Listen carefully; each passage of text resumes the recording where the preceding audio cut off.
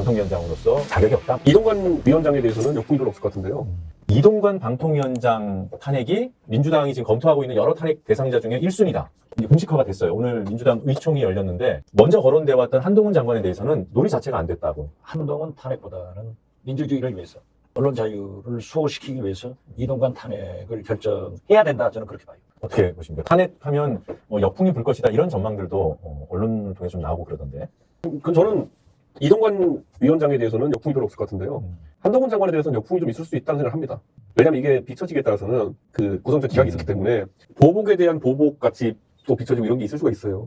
오케이. 그래서 저는 쌍탄핵을 해야 된다라고 얘기를 했지만 이준석 대표도 이동관 탄핵은 필요하다라고 예. 하는 것은 굉장히 진전됐기 때문에 저는 역풍이 없을 거라고 합니다. 역풍이 없는 게 중요해요. 그러니까 여론이 저는 수긍할 수 있다. 아니, 왜냐면 저는 이렇게 생각해요.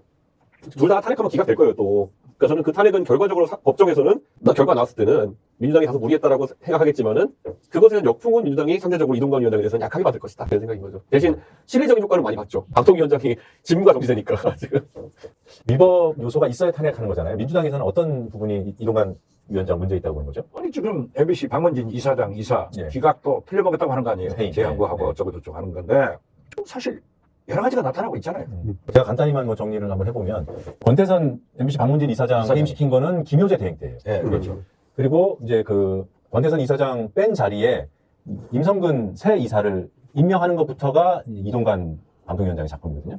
근데 지금 뭐 언론단체나 민주당에서 불법 요소로 가장 제1순위로 꼽는 게 이거더라고요.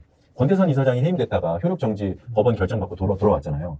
근데 다른 이사 한 명을 더 방통위에서 해임을 하는데 그게 이제 이동관 위원장 때 해임시킨 거예요. 그렇죠. 근데 그 해임도 효력정지로 돌아와요. 그렇죠. 근데 이게 이제 가처분이기 때문에 맞아요. 법원의 공식 최종 판단은 아니기 때문에 다툼이 있을 수 있잖아요. 네. 근데 이제 민주당에서는 권태선 이사장 해임 사유랑 거의 같다.